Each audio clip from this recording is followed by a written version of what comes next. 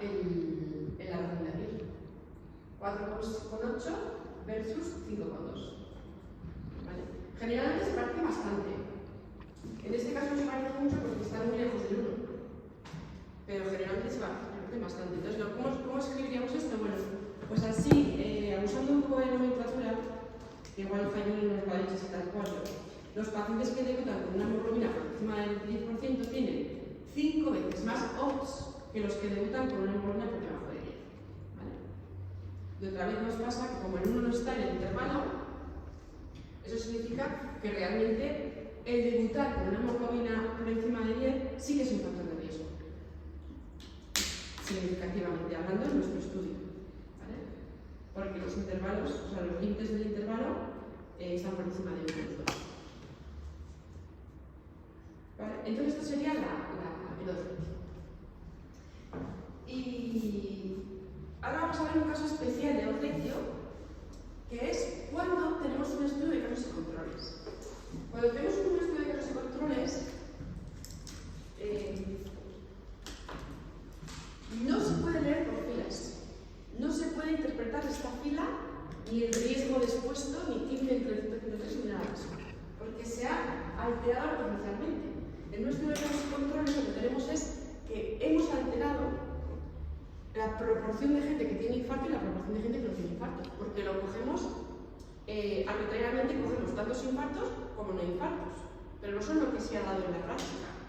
Entonces, solo podemos leer por grupos, por columnas. No podemos interpretar que de los que tuvieron la hemoglobina por encima de 10, 15 tuvieron infarto y 9 no, porque no es así. Esto está alterado. ¿Entendéis? Que cuando diseñamos casos y controles, nosotros nos fijamos el muestreo, lo hacemos con que estamos cogiendo gente con infarto y luego gente sin infarto, pero no estamos teniendo una cohorte en la que esperamos que ocurran los eventos. Por lo tanto, leer así la proporción de gente que tuvo infarto de los que tenían hemoglobina por encima de 10 no es 15 entre 15 más 9, porque hemos alterado estos números. El total de infartos no es el que se da en la población, sino que es que hemos construido la cohorte de manera que el número de infartos coincida con el número de infartados. Pero no es la proporción de infartos leyendo por filas. Con lo cual, en estudios de casos y controles, las tablas de contingencia no se pueden interpretar diciendo en expuestos la proporción de infartos ha sido 15 entre 15 más 9. No se puede, porque está alterado por diseño. Entonces, lo que sí se puede es leer por columnas, porque todo lo que vais a deducir en el grupo de infartos sí que será, porque el grupo de infartos ya lo has cogido bien, y el grupo de no infartos también lo has cogido bien. Entonces, por columnas tenemos toda la posibilidad de poder leer. Entonces, yo puedo decir, se cambia un poco la definición de odds ratio, porque aquí en lugar de hablar de la odds ratio de evento en expuestos y no expuestos, ahora se habla de la odds de exposición en casos y odds de exposición en controles. Estamos leyendo por columnas. ¿Vale? Entonces sería, del total de 120 individuos que tengo en casos, ¿cuántos han tenido el infarto? Y como estamos hablando de odds, sería probabilidad de tenerlo versus no tenerlo en casos. 15 entre 105. Sería la odds de exposición en casos. ¿Vale?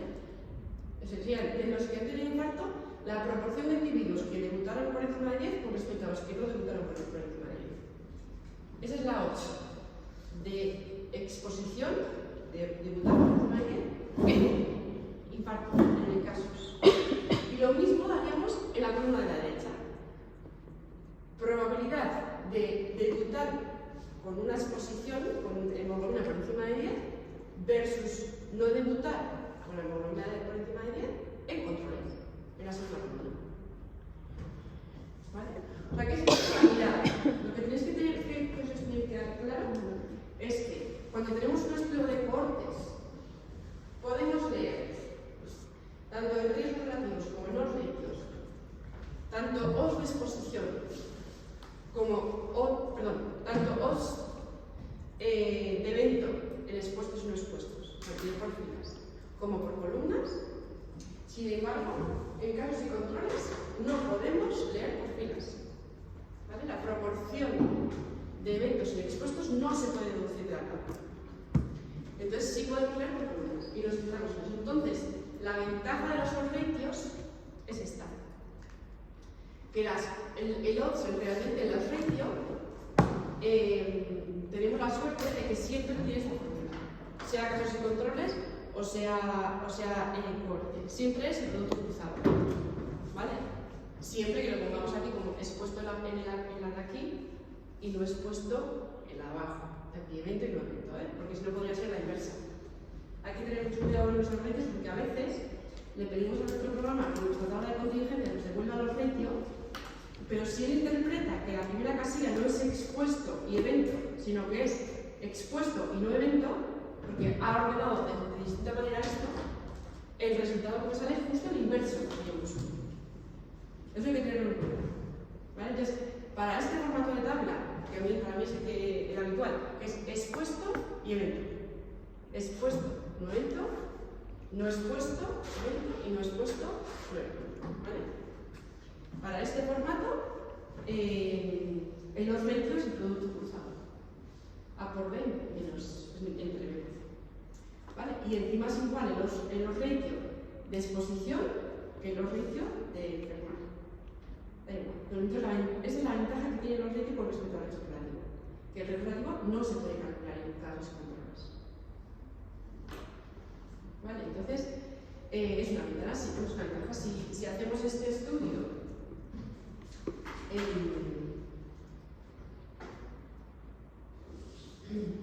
en nuestra tabla de contingencia de Peropenetti, que sería la tabla de entrada, 15, a ver, 15, 9,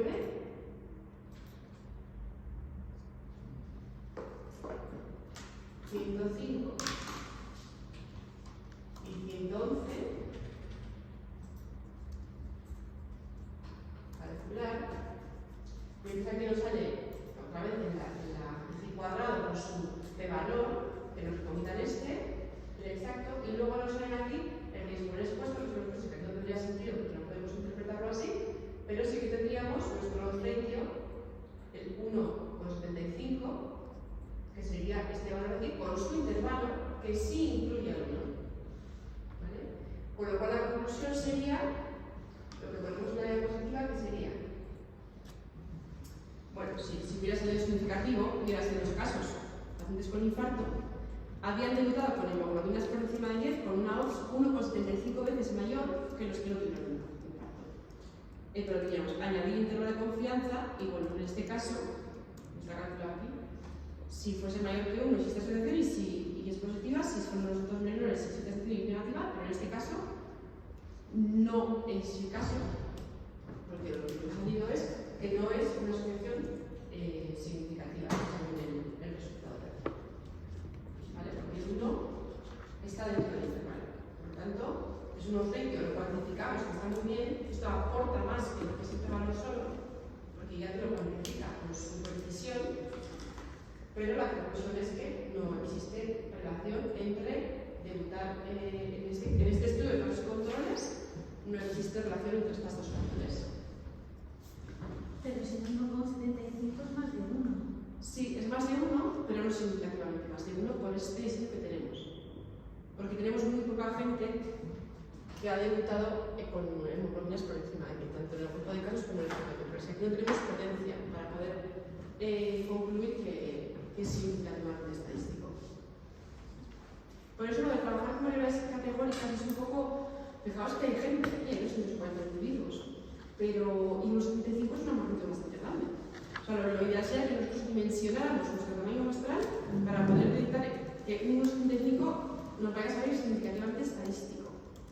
Pero al haber pocos eventos, pues no es probablemente lo mejor hubiera sido, ¿sabéis qué? En este caso concreto, si queremos ver que la hemoglobina influye sobre el riesgo de evento, trabajar con la variable cuantitativa, porque ahí tenemos más potencia. Entonces tendríamos aquí el valor medio de la hemoglobina glicosilada en los que han tenido infarto versus el valor medio de la hemoglobina glicosilada en los que no han tenido infarto. Y eso sería la diferencia de medias de hemoglobinas, y ahí seguro que hubiéramos podido detectar con estos datos seguro que hubiéramos podido detectar diferencias significativas y hubiéramos dicho que la hemoglobina sí está relacionada con el espesma. Por eso muchas veces el trabajar con variables categóricas, si no nos queda otro remedio, sí, fumador con infarto, sí, pero si tú tienes la información de la variable cualitativa, siempre suele recomendarse por temas de potencia trabajar con la variable cualitativa. Vale, entonces, en resumen, ya hemos visto las medidas de frecuencia, hemos visto las de comparación de medidas absolutas, diferencia de riesgos, diferencia de tasas, y luego las relativas, por ratio y riesgo relativo. ¿Vale? Y hemos visto cómo los ratios es mucho más frecuente porque es el único que se puede utilizar en estudios de casos y controles. Vale, aquí está la pregunta que hacíais, ¿no? ¿Cuál utilizamos en cada momento? Bueno, pues hoy en día se utiliza mucho más el ratio. ¿Por qué? Primero porque se puede utilizar tanto en estudios de corte como en casos y controles, cosa que el relativo no. Y porque además, si os fijáis, lo que visteis seguramente en bioestadística sobre la regresión logística, la regresión logística era aquella que modelizaba la probabilidad de que ocurriera un evento, ¿no? En este caso el infarto. Entonces, tenemos la suerte de que se puede modelizar la regresión logística con ese, si os acordáis lo que está modelizando la regresión logística, el logaritmo de P entre 1 menos P, ese es el odds. ¿Vale? Y lo que comparamos, cuando nos sale el parámetro de la regresión logística, es precisamente ese odds. Entonces, la regresión logística extiende las tablas de contingencia. Y la regresión logística está en términos de odds, ratios. Porque lo que te da el parámetro es precisamente los ratios. Entonces, esto es otra ventaja que hace que se use más el ratio que el riesgo relativo. Si no hago el riesgo relativo, no tenemos ahí la facilidad de esto en términos de regresiones. Está la de Poisson, pero no es un poco más compleja. Y además de esto, el ratio es una buena aproximación del riesgo relativo cuando la frecuencia del evento es baja, es menor que 10, y el tamaño del efecto no es demasiado grande. Están cerca de 1. En el caso del 4,71 que nos salía antes, y el 5 y pico, pues ya no se parecen tanto, porque estamos muy lejos. Por eso no se aproxima tanto, aunque sí que está claro que en los dos casos la aproximación es la misma. Existe asociación entre las variables, claramente. Te multiplica por 4 o por 5 el riesgo. ¿Vale? Entonces, bueno, sí que es una buena aproximación, sobre todo cuando estamos cerca de 1. En cuanto a la frecuencia es baja. ¿Vale? Entonces, la conclusión siempre, sea os ratio, sea riesgo relativo, es también dar siempre el intervalo de confianza, por eso nos viene un dinero PNP, y valorar si nos gusta el intervalo. Si uno queda fuera, si esta situación es significativa entre la exposición y el evento, y si... Espera, espera un momento. Esto creo que está al revés. No hagáis mucho caso a esto. A ver. El 1, lo que yo no se me cambiaba. Ah, no, pues sí. El inferior no está bien. Si lo ves peor que el índice inferior, en la asociación positiva, esa está mal. Vale, la última frase está mal, ¿vale? Sería, la primera está bien, si uno queda fuera, si esta asociación es significativa, y si esta asociación ya está, no decimos qué dirección, pero si vamos a hablar de direcciones, tendríamos que ver si el 1 está aquí y el límite inferior está aquí y el límite superior aquí, o sea que este sería como 1,3, 1,7 por ejemplo, diríamos que si esta asociación es positiva, es un efecto de riesgo. 1 y pico sería riesgo, factor de riesgo. Y si ocurre lo contrario, yo creo que si estaba bien, el 1 es mayor que el límite superior, límite inferior, en este caso, es asociación y es protector. No es un factor de riesgo, sino es un factor protector, porque el factor teórico de riesgo de exposición hace que el riesgo sea menor en el numerador que en el denominador. ¿Vale? Esto lo vamos a cambiar.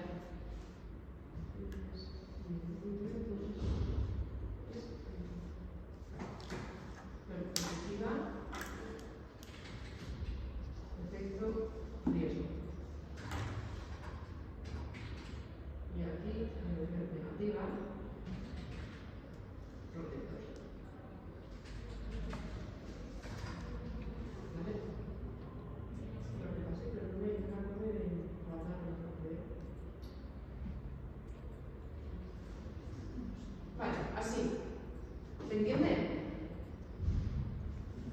menos. La verdad que sí que es importante esta parte, ¿eh? Porque esto aparece muchísimo en la literatura. Riesgos relativos y los riesgos por todo el rato. Entonces siempre estamos pensando en si es mayor que 1 o menor que 1 y la importancia de hacer los intervalos y de evaluar. ¿Vale? Entonces, bueno, pues lo que digo es que los horarios se han vuelto los top de la literatura. Una cosa, si dices que es efecto protector, no significa que es un número. Sí, el efecto protector significa que esa presencia, en este caso, si estábamos pensando en este, ¿no? Imagínate que nos hubiera salido 0 con algo, 0,5 y el límite superior hubiera sido 0,8. Pues entonces diríamos que estar en la variable exposición, o sea, haber dibujado con la hemoglobina por encima de 10, te protege de tener riesgo de lector. Esa sería la interrelación de los horarios por debajo de 1, sería eso.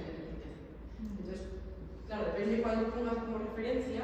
Generalmente ponemos como referencia la que no tiene riesgo, la que creemos que no tiene riesgo, y valoramos si esto aumenta. Entonces siempre esperamos un ratio mayor que 1. Pero es cierto que a veces lo que quieres ver es si un tratamiento te reduce el riesgo de que te ponga evento. Entonces ahí sí que estamos poniendo esa exposición diferente. ¿Vale? Entonces, bueno, depende un poco cómo se convierte. Todo es válido, realmente. Pero pues ahí luego tienes que tener en cuenta es quién es quién para interpretar. Vale, bueno, pues eso sería un poco de los horarios y ahora solo os quedaría un poco también algunos otros conceptos que también son muy interesantes, pero son muy concretos. Esto es cuando lo que tenemos es un test diagnóstico, que creo que es la única cosa que Juan no os ha dado todavía de diseño, los test diagnósticos, y os los dará enseguida. Pero no sé si los da esta semana o espera el último día, no lo sé. Pero bueno, las pruebas diagnósticas es simplemente aquellas pruebas en las que lo que queremos es poder tener valor positivo en aquellos que sí que tienen la enfermedad y valor negativo en aquellos que no tienen la enfermedad. Entonces, una prueba diagnóstica es la que da positivo en aquellos que son enfermos y da negativo en aquellos que no son sanos.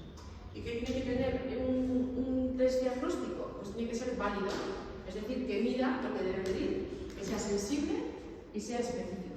¿Vale? Un ejemplo muy claro bueno, de cuando queríamos detectar test de COVID. ¿Se acuerdan los PCRs y todo aquello? Porque queríamos saber que fueran sensibles y específicos. Ahora vamos a ver qué significa sensible y específico, pero eso es lo que le da validez al test diagnóstico. Luego que sea reproducible, que no nos dé valores cada vez que no haya variabilidad al azar, digamos, que ofrece los mismos resultados siempre que se repite, y además que le diga de forma segura presencia o ausencia de enfermedad. Y eso se mide con el valor predictivo positivo y el valor predictivo negativo. ¿Qué es cada cosa? Pues la verdad que es un poco lo mismo de leer por columnas y leer por filas. La sensibilidad, ¿qué es? Que pille bien a los enfermos. Es decir, que de la columna de enfermos los considere positivos. Lo que se traduciría en, de esta columna, que es la suma de verdaderos positivos más falsos negativos, de esta columna, que los verdaderos positivos sean muchos más. ¿Vale? Fijaros que el verdadero positivo, falso negativo, solo lo entendéis, ¿no? Los verdaderos positivos serían que la prueba sea positiva y que ellos estén enfermos. El falso positivo sería que la prueba haya dado positiva, pero que no estén enfermos.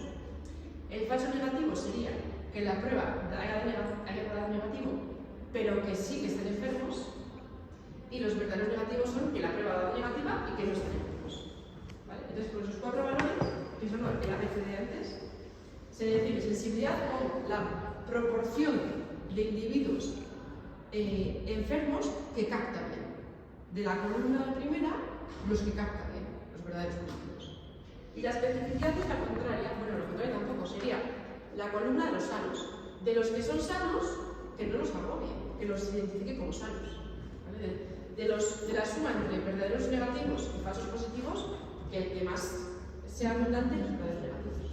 ¿Vale? Esa sería la especificidad. Y luego el valor predictivo positivo y el valor predictivo negativo es leer por filas. Es que de los que da positivo, que sean enfermos.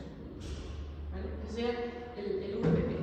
De la suma de la fila de arriba, que la mayoría sean verdaderos positivos. Y el valor predictivo negativo sería que de los que él dice que son negativos, que realmente sean sanos. De esa proporción de individuos de abajo que capten a los sanos. ¿Vale? Entonces son 1000 cosas diferentes. No voy a leer mucho porque lo va a explicar Juan, pero estos serían como los términos que nos usan determinados tipos de cálculo. ¿Vale? Entonces, hay una cosa que se cumple y es que la sensibilidad y la especificidad no dependen de la prevalencia, se puede calcular bloques, que tiene sentido de casos de control, etc. Pero los verdaderos positivos y los falsos, el valor predictivo positivo y el valor predictivo negativo dependen mucho de la prevalencia. ¿Vale? Entonces ese detalle pues hace que si la prevalencia es baja, la prevalencia de la enfermedad es baja, entonces el valor predictivo negativo es alto y el valor predictivo positivo sí tiende a ser bajo. Es un poco lío esto, pero sí que es verdad que ocurre así.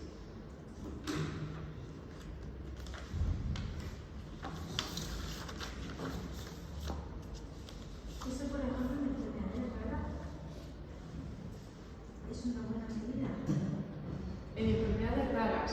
La prevalencia, o sea, no es muy prevalente, ¿no?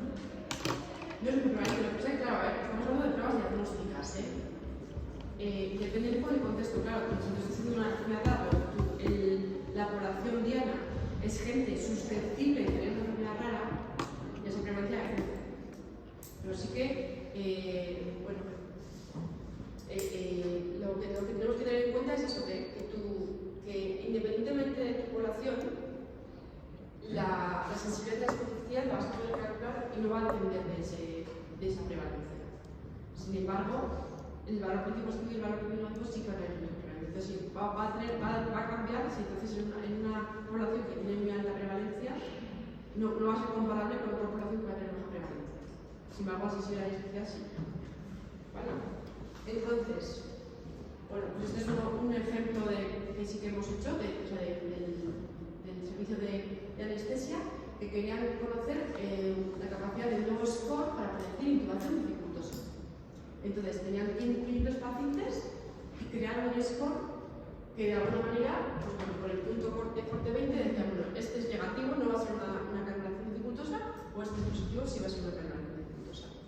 Y luego veía lo que les pasaba. Si el test diagnóstico era esto, y luego lo que había ocurrido era que en estos la canalización había sido perfecta y en estos sí que había sido difícil.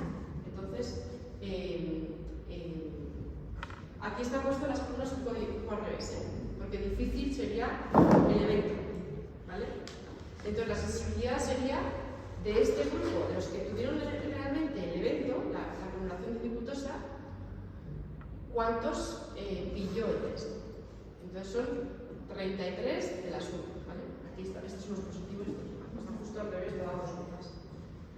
La especificidad sería de los que les fue bien la calculación, ¿cuántos había identificado antes que iban a ser negativos? ¿Vale? Verdadero negativo entre la suma.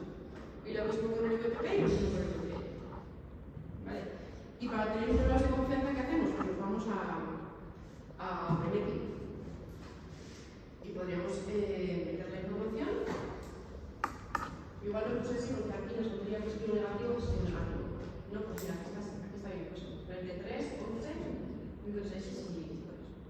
¿Vale? Entonces, lo tendríamos que hacer aquí, ¿vale? Pues tendríamos evaluación de prueba diagnóstica. Aquí nos sacaría. Aquí serían como 2, podemos tener más. La prueba y el evento. ¿Vale? Y con esto tendríamos el resultado.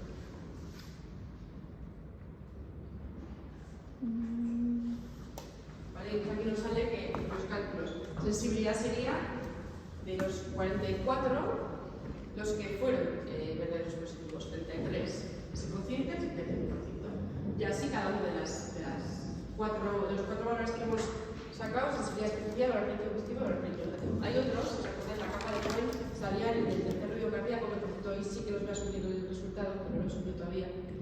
Pues sería otro de los test que suele ser como concordancia, ¿no? Que lo que dice el score es lo que luego ha pasado. Vale, y por último, hemos visto entonces la comparación de enfermedad, de esta selección, sensibilidad especial y test diagnósticos. Y ya por último volvemos otra vez, porque esto ya lo hemos comentado en el muestral, volvemos otra vez a cómo cuantificamos la magnitud de la relación o de un efecto y cuando la variable es cuantitativa. ¿Vale? Entonces, en términos generales, el tamaño del efecto, ¿qué es? El tamaño del efecto es una medida de la fuerza de un fenómeno. ¿Cómo de fuerte es esa relación entre dos variables? ¿Vale?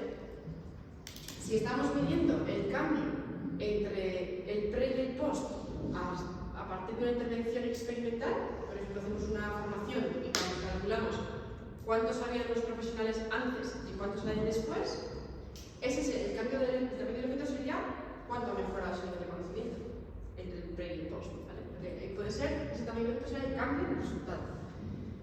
Puede ser comparación entre los grupos comparables, por ejemplo, expuestos y no expuestos, de una magnitud. Por ejemplo, el riesgo de infarto, en los que debutaban con hemoglobinas altas versus los que debutaban con hemoglobinas bajas. Eso también es tamaño del efecto. ¿Cómo te aumenta el riesgo en la comparación? ¿Vale? Y luego, si son máquinas continuas, se suele medir mediante la diferencia de medias, o medianas, pero generalmente de medias. Y si las variables son categóricas, es lo que estamos haciendo ahora en tareas de contingencia. Clasificamos a los individuos en expuestos o no expuestos, a veces hay 3 categorías. Y se complica un poco la. Pues bueno, siempre habrá una categoría de referencia y luego tendrás las cosas que las comparas con esa de referencia. Y entonces son riesgos relativos, o ratio u otras. ¿Vale? Si volvemos a continuas, porque los riesgos relativos y los ratios ya lo hemos visto en el punto anterior, nos faltaría recordar de las continuas que sería esta magnitud. Sería la de Cohen sería la diferencia de medias entre la desviación típica. Vale, a veces ¿qué pasa? Bueno, que la desviación típica, si estamos comparando dos grupos, la desviación típica puede ser distinta de cada grupo. Entonces, la de Cohen tiene diferentes definiciones. Una habitual, si es post menos pre, se suele hacer post menos pre y la desviación típica de la pre-intervención. Si son dos grupos diferentes, expuestos o no expuestos, si es muy parecida, se pone la medida de las dos y ya está. La S. Y si no, lo que hacemos es ponderar.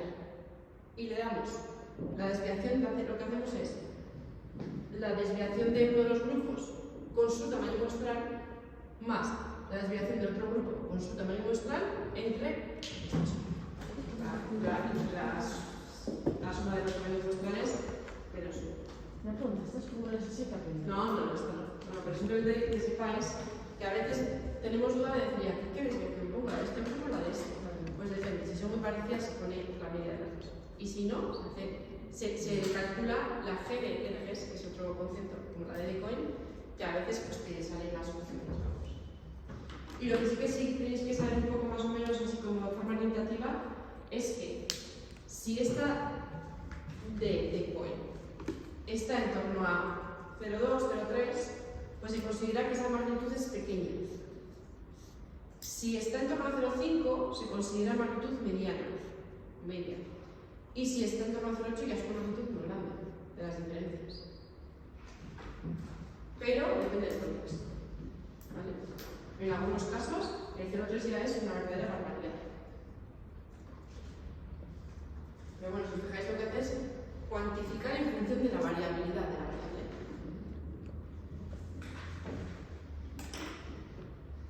Vale, y este otro última diapositiva, que es muy interesante también, que lo hacemos como un ejercicio, es así como aplicación de las tablas de contingencia, volvemos a las variables categóricas, cuando se aplica concretamente a ensayos clínicos, porque es como más específica. Y es que lo que solemos comparar en el ensayo clínico es la rama intervención y la rama control, ¿no? La rama estándar of care. Entonces, lo que esperamos es que la rama intervención reduzca el riesgo, ¿no? Del evento. Si, por ejemplo, estamos haciendo, imaginaos, las estatinas y lo que queremos ver es si reduce el riesgo cardiovascular, ¿no? Entonces, lo que hacemos es comparar a los que les damos estatinas versus a los que no les damos estatinas y lo que queremos ver es cuánto se reduce el riesgo. Entonces, los términos que se utilizan son estos, que en realidad todos ya los hemos dado. La incidencia acumulada la hemos dado, los cocientes, los riesgos relativos, pero estos son los más habituales. El primero es la reducción absoluta del riesgo. Como es absoluta, de diferencias de riesgo, porque eran absolutas, ¿vale? Esta la comparamos con el cero, porque estamos comparando la incidencia acumulada en el tratamiento estándar menos la incidencia acumulada en el tratamiento de intervención. Y eso es lo que se reduce, bueno, a ver, sí, lo que se reduce. Si por ejemplo el evento es tener infarto, y si no te hacen nada tienes un 10% de probabilidad de tener infarto, y si te hacen intervención solamente tienes un 5% de evento, entonces la diferencia de esa incidencia acumulada sería lo que es la reducción absoluta del riesgo. ¿Vale? Diferencia. Todo lo que sea absoluto siempre diferente. Y eso es la diferencia de proporciones, porque la incidencia acumulada es una proporción, ¿os acordáis? Ese sería uno de las medidas de efecto que más se proporcionan en la intervención.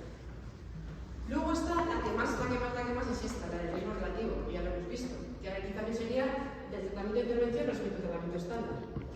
Entonces aquí sería riesgo relativo, que generalmente es, como estamos hablando de intervención versus tratamiento estándar, esperamos que sea menor que 1.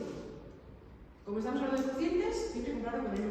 Y además en este caso, tú esperas que la incidencia del evento, de la muerte o del infarto, se reduzca. Entonces esto sería el riesgo relativo. ¿Vale? Y la reducción relativa del riesgo sería 1 menos el riesgo relativo, que sería la incidencia acumulada del tratamiento estándar menos la incidencia acumulada del tratamiento de intervención entre la incidencia acumulada del tratamiento estándar. ¿Vale? Esto sería un poco la reducción relativa del riesgo, que no es más que 1 menos el riesgo relativo. ¿Cuánto se reduce el riesgo por hacer la intervención? ¿Vale? Y luego está la última, que también es muy interesante y que también se ve mucho en la literatura, sobre todo pues, en algunas patologías, como por ejemplo cáncer, etc., que es el NMT, que probablemente os haya hablado de él Juan, en ensayos clínicos, y que lo que significa es el número de casos necesarios que hay que tratar para evitar un evento. Entonces estamos hablando de la rama de tratamiento y la rama de no tratamiento. Y vemos cuánto varía la incidencia acumulada del evento. Entonces aquí lo que se hace es dividir 1 entre la diferencia de riesgos, entre la reducción absoluta del riesgo. Y ese cociente nos da el número necesario que hay que tratar para evitar un evento. ¿Vale? Y es un concepto que se utiliza bastante que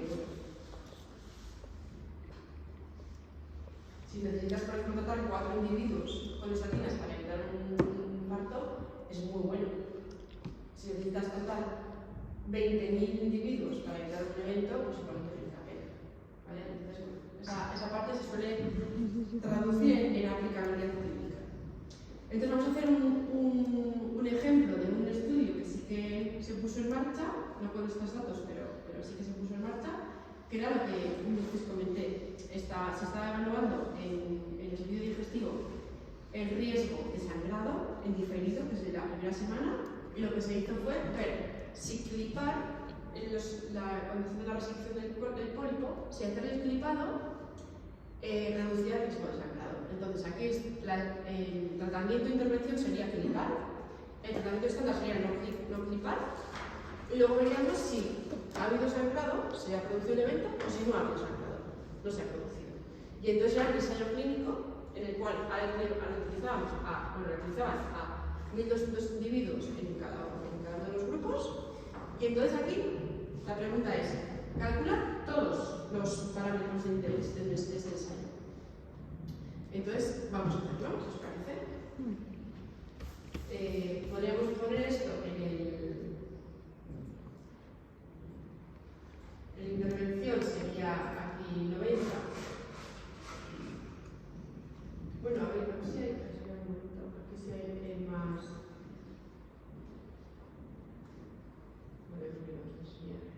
Creo que ya muy específico para ensayos. No sé si después de puede ser algo, pero la tabla de coeficientes nos da, la información de cristal nos da, porque son los parámetros. O sea, ¿Cuál has cogido, perdona? la tabla 2x2. Ay, perdón, estoy en diagnósticos. Diagnósticos no. De los cuadros sería nuestra, por defecto, sería esta, la que nos. Entonces tendríamos 90, 150, 1110 y 1050.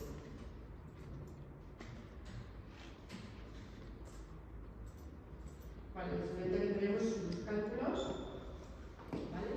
Que realmente va a ser un poco como esta parte. Y sería la reducción absoluta del riesgo sería cuál es el riesgo de sangrado en el tratamiento estándar, que sería de la fila de abajo, tratamiento estándar, ¿cuántos tienen el evento? Pues 150 entre el total de 200, que sería el 12,5%. Y en la intervención han tenido solo 90 individuos de los 1200. Pues ya sí que se ha reducido bastante, del 12,5 al 7,5. Entonces, ¿cuál es la reducción absoluta del riesgo? La diferencia de esos dos cocientes. Riesgo en el tratamiento estándar menos riesgo en el tratamiento de intervención. Se ha reducido el 5%. Luego el tratamiento reduce el 5% en términos absolutos de sangrado. ¿Riesgo relativo cuál sería? Pues hombre, como siempre, el riesgo en el tratamiento de intervención entra el riesgo en el tratamiento estándar. 0,6. Siempre es protector porque estamos, bueno, siempre. No siempre podría ser al revés. 0,6. Entonces, el sangrado, estos 6 veces, si lo convertimos en frecuencias, sería el sangrado en los grupos de intervenciones, 0,6 veces el sangrado del tratamiento estándar. Que si lo pasamos a reducción relativa al riesgo, sería ese cociente, que sería 0,4. O sea que el sangrado es un 40% menor que el tratamiento estándar. En el tratamiento de intervención, ¿vale? Que es lo que decimos, 1 menos el 0,6. Y luego, el NNT sería 1 entre el RAR, que sería 1 entre el 5%, que es el 20. O sea que se necesitan clipar a 20 individuos para prevenir un sangrado. ¿Ese es el número que se quiere que sea lo más cercano posible? Eso es. Porque eso significa que no necesitas tratar a muchísima gente para evitar un individuo, para evitar algún evento. Pues conviene, la conclusión final es que conviene presentar resultados tanto en términos absolutos como relativos. Y de hecho, si leéis el checklist de Spirit o de Consort, creo que será el de Consort, que es el que habla de los resultados, de cómo comunicar los resultados, en ensayos clínicos, hay un ítem que dice se publica la información tanto en términos absolutos como en términos relativos, porque claro, a veces puede ocurrir que interese uno o el otro, pero se tienen que dar los dos para ver que, porque igual reducciones, a veces si tenemos unas probabilidades muy bajas, pasar de 0,02 a 0,01 es dividir entre 2, pero no es lo mismo que pasar de 40 a 20%. ¿Vale? Entonces, en términos absolutos puede ser muy pequeño, pero en términos relativos muy grande, en función de la prevalencia. ¿Vale? Entonces, bueno, pues la recomendación es que las dos. ¿Vale? Entonces, como resumen del tema, las medidas más habituales de frecuencia son la prevalencia de la incidencia. De incidencia tenemos dos tipos, la acumulada y la tasa de incidencia. En la tasa de incidencia está el tiempo por detrás, en la incidencia acumulada, no porque se va acumulando, no lo estoy diciendo. Las absolutas son principalmente las diferencias de riesgos, de tasas, etc. Y las relativas son los riesgos relativos, los oblicios, aunque se usan más los oblicios. En pruebas diagnósticas se usa la sensibilidad especial al oblicio positivo y negativo.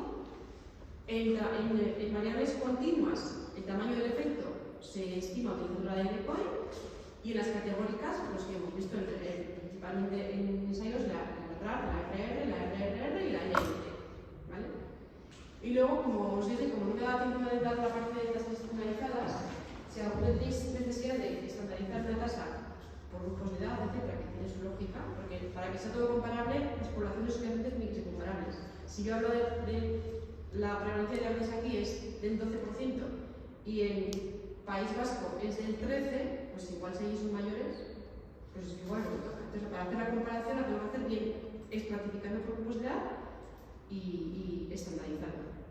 Y hay dos métodos de estandarización y no voy a entrar en ellos, pero bueno, nos da la posibilidad de pues, tener mapas como este, que es de variabilidad práctica médica, que es una iniciativa muy interesante en la que se trabaja por áreas y se comparan aquellas regiones en las cuales tienes mayor probabilidad de ingresar por determinadas causas. Entonces, estos mapas, por ejemplo, el mapa de cesáreas es muy interesante porque se ve dónde hay muchas más cesáreas, en teoría inevitable, o inevitables, en otras. Y este, por ejemplo, también es una representación de las hospitalizaciones potencialmente evitables, que es otro interesante que se suele trabajar bastante, que se supone que sería ingresos hospitalarios que se podrían haber evitado si la atención sanitaria hubiera sido óptima.